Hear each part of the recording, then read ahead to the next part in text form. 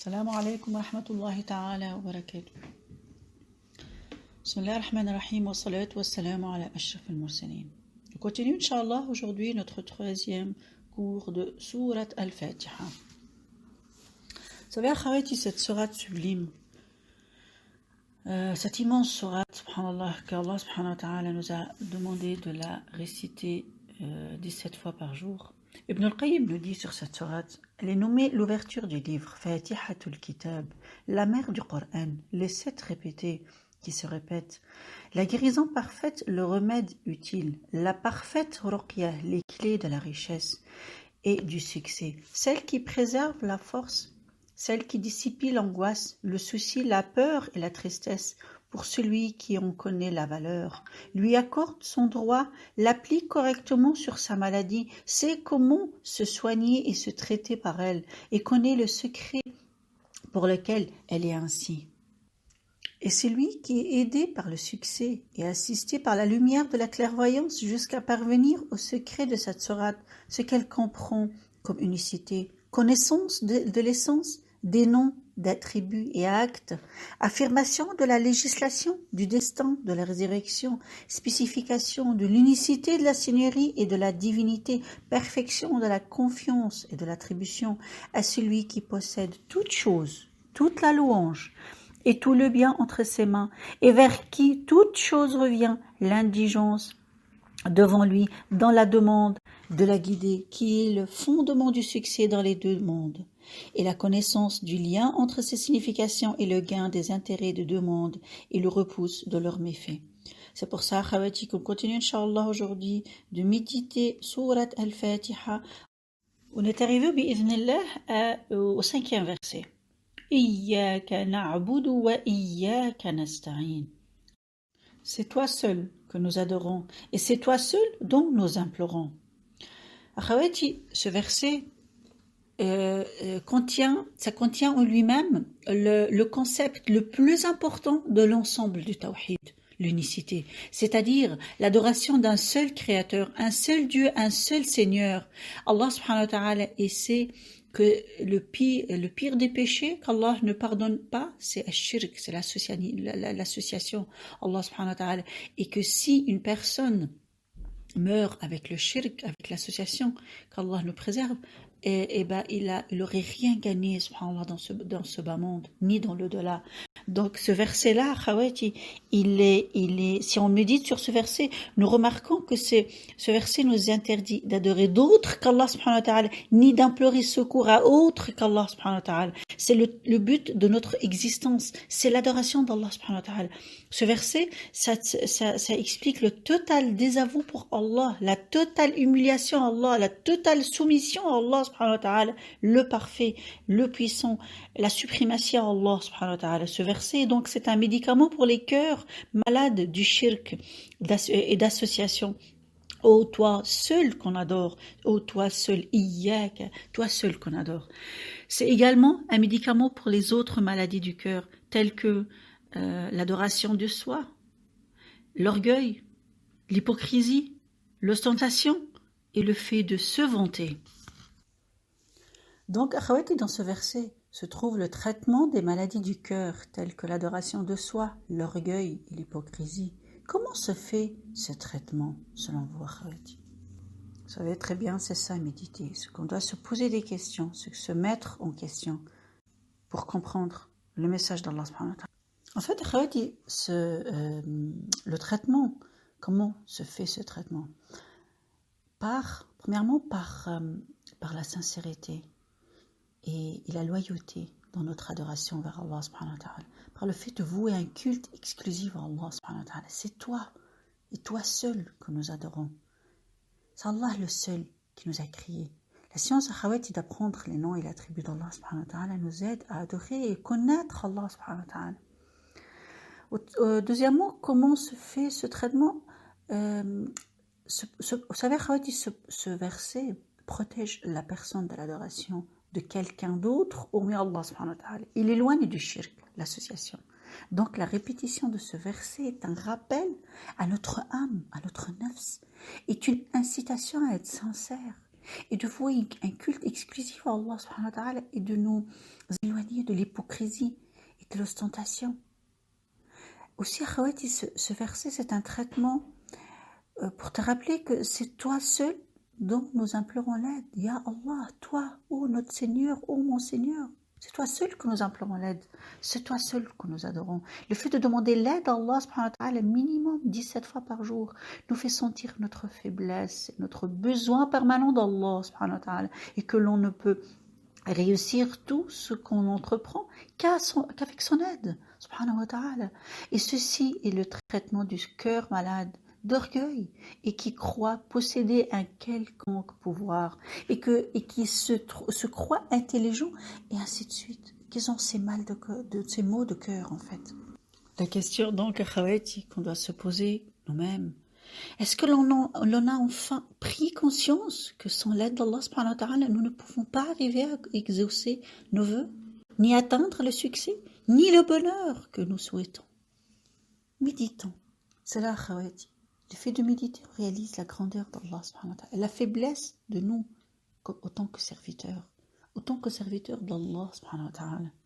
Voilà, Khawati. Donc là, nous, comme on a appris dans Surat al-Fatiha, qu'on a très bien dit, c'est une invocation et c'est un dua. Donc là, on a glorifié Allah subhanahu wa ta'ala, on l'a loué, on l'a glorifié. Maintenant, on va passer après la glorification, on va passer à l'invocation. Ihdina as-sirat al-mustaqim. Guide-nous vers le droit chemin. Donc, Surat al-Fatiha, tout ce qui est avant ce verset-là, c'est la préparation de notre invocation. La préparation, comment on va demander à Allah subhanahu wa ta'ala la guidance. Donc maintenant, c'est le but de notre dua, de notre invocation. Ihdina as-sirat al-mustaqim. Ya Allah, Ihdina, guide-nous vers le droit chemin. Qu'il nous montre le bon chemin. Quel chemin, Khawati? Le chemin de la science, qui ne contient pas d'erreur. Al-Qur'an wa Sunnah, le chemin de la vérité. Demande à Allah subhanahu wa ta'ala qui nous guide pour faire les bonnes œuvres. Donc, le fait de dire montre-nous et aide-nous à y être et à y rester jusqu'au jour où on te rejoint, ya Allah. Ihdina as-sirat al-mustaqim. Montre-nous le droit chemin. Le droit chemin, Khawati, c'est l'islam. C'est la voie claire qui nous mène droit vers la bénédiction d'Allah subhanahu wa ta'ala et son paradis. Nul ne peut être heureux sur cette terre que sur ce chemin, voie de la rectitude. Et quand on demande à Allah subhanahu wa ta'ala de nous guider, il faut savoir qu'il y a deux types de guidées. Lesquels? La première, c'est une guidée générale pour tous les humains et qui se fait à travers les prophètes qui apprennent aux gens leur religion. Allah subhanahu wa ta'ala nous dit dans Surat 76, verset 3, Inna hadaynahu as-sabila imma shakiran wa imma kafura. Nous l'avons guidé dans le chemin qu'il soit reconnaissant ou ingrat. Surat al-Insan, Khawati. La deuxième guidée, c'est une guidée spécifique. Elle est à qui? Elle est à celles et ceux qu'Allah subhanahu wa ta'ala veut guider. Allah subhanahu wa ta'ala nous dit dans Surat al-Qasas, verset 56, Innaka la tahdi man ahbabta walakinna Allah yahdi man yasha. Tu, Muhammad, ne guides pas qui tu aimes, mais c'est Allah qui guide qui il veut. La question qu'on aimerait poser maintenant à Khawati, quelle est la relation entre la guidée de la personne sur la voie de la rectitude ici-bas et sur son passage sur cette voie de la rectitude dans l'au-delà, sur le pont Sirat? Quelle est la relation? Allah nous guide, ici on est comme personne, ici on est guidé sur la voie de la rectitude, ici-bas, dans ce dunya, dans ce monde ici-bas. Mais, et sur le passage, sur cette voie de la rectitude, dans l'au-delà, plus on est raffermi sur cette voie sur laquelle Allah subhanahu wa ta'ala nous a guidés dans la vie ici-bas, plus on sera raffermi sur cette voie de la rectitude qui passera au-dessus de l'enfer dans l'au-delà. Qu'Allah nous éloigne de l'enfer.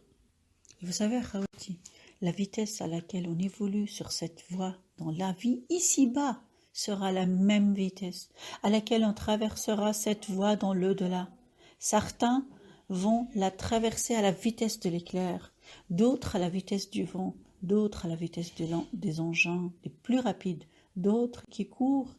Et il y en a d'autres, akhawati, qui vont la traverser sur les genoux, et d'autres qui tombent carrément dans l'enfer, qui est en dessous. Nas'Allah, salam ala afia, que l'on nous protège et nous préserve, akhawati, à chaque personne d'évaluer la vitesse à laquelle lui, il aimerait, il évolue sur cette voie ici-bas. Questionnons-nous la question, est-ce que nous on est en train de suivre le chemin droit ici-bas pour vouloir bien le traverser le jour où on traversera le pont Sirat, akhawati?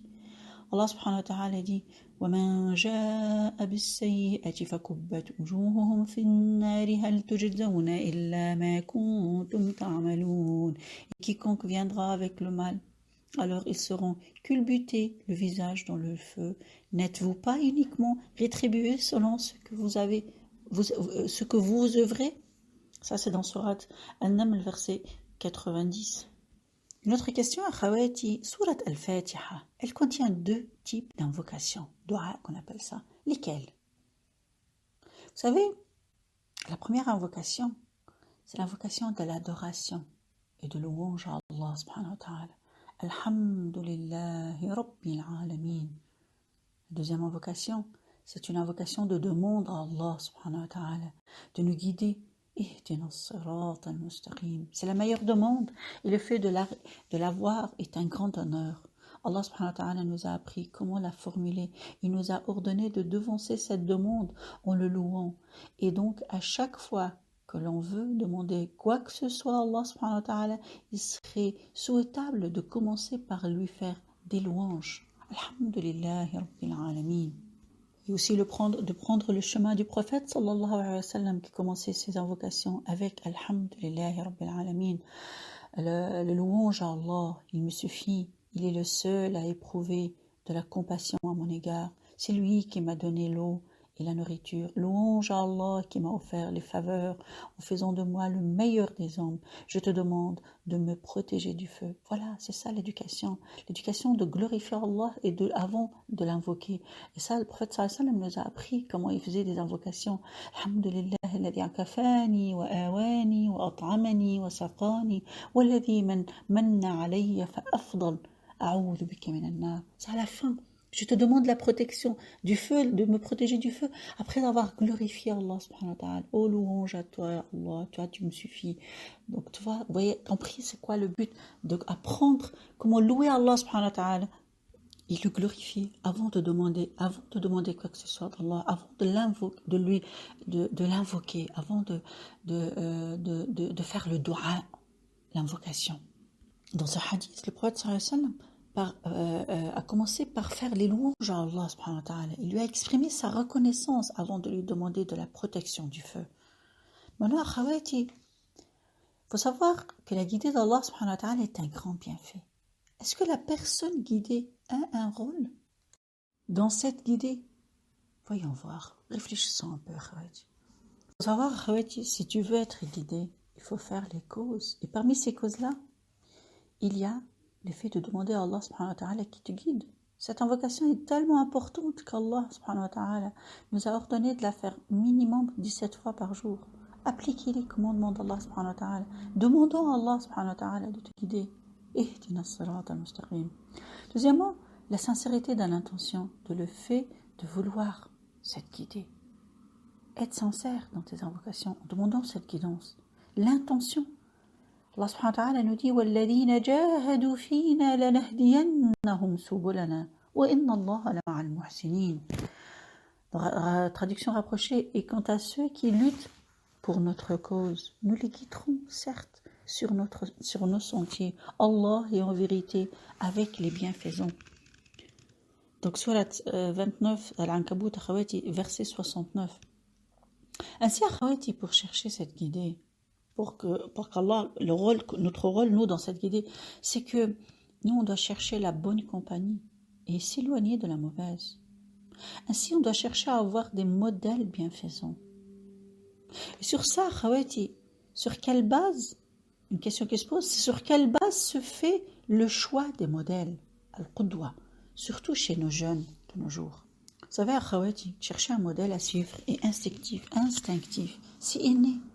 Et la gravité réside dans le fait que le modèle choisi est suivi dans les moindres détails de sa vie, d'où l'intérêt d'accompagner essentiellement les jeunes dans le choix de leur modèle en mettant l'accent sur les bienfaits et les bienfaisants et en mettant l'accent sur le fait que les mécréants ne sont pas du tout aptes à être pris pour modèle, quoi qu'ils fassent, parce qu'ils font forcément partie soit de ceux qui ont encouru la colère d'Allah subhanahu wa ta'ala ou des égarés. Donc, essayons d'insérer à nos enfants l'amour du prophète sallallahu alayhi wa sallam, des compagnons. C'est très important. Maintenant, Khawati, passons au dernier verset. صراط الذين أنعمت عليهم غير المغضوب عليهم ولا الضالين.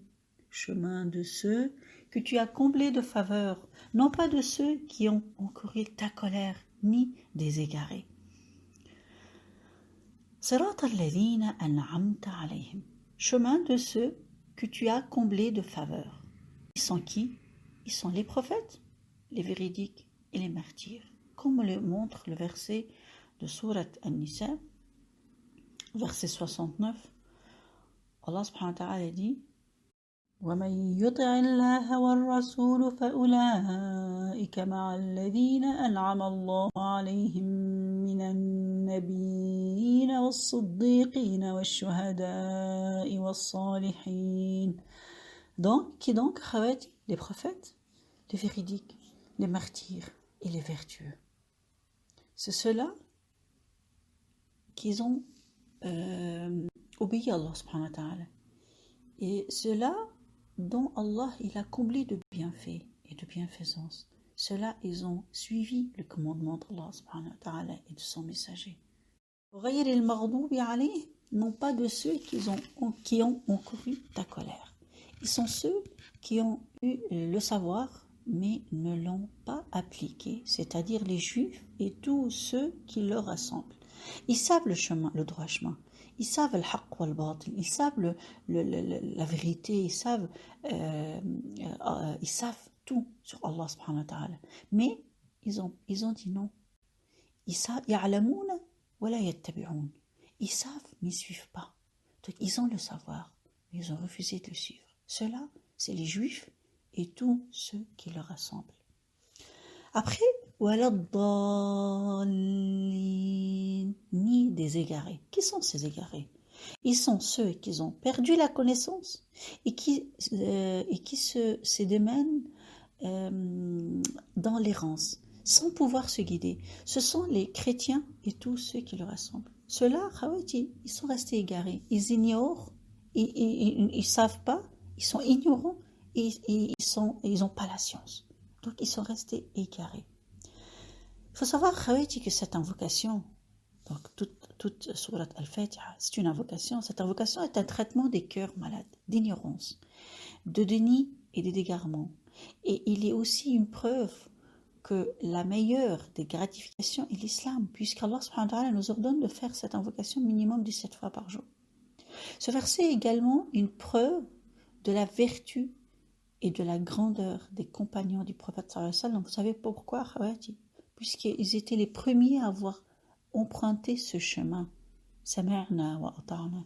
Ils ont écouté ce qu'Allah subhanahu wa ta'ala a dit. Ils ont obéi. Ils ont pratiqué. Ils ont eu la science, ils l'ont pratiqué tout de suite. Il est préférable, après la lecture de Surat Al-Fatiha, pendant la salat, de la terminer par Amin. Pourquoi donc? Parce que c'est une invocation. En fait, c'est une invocation. On finit par dire Amin pour que ça soit, qu'Allah exauce cette invocation qu'on vient de lui demander. Maintenant, Khawati, quelle est la classification des gens en fonction de leur savoir et leur travail? Il faut savoir qu'il y a 3 catégories de gens. Lesquelles donc? Premièrement, celui qui reconnaît le bien et qui le suit.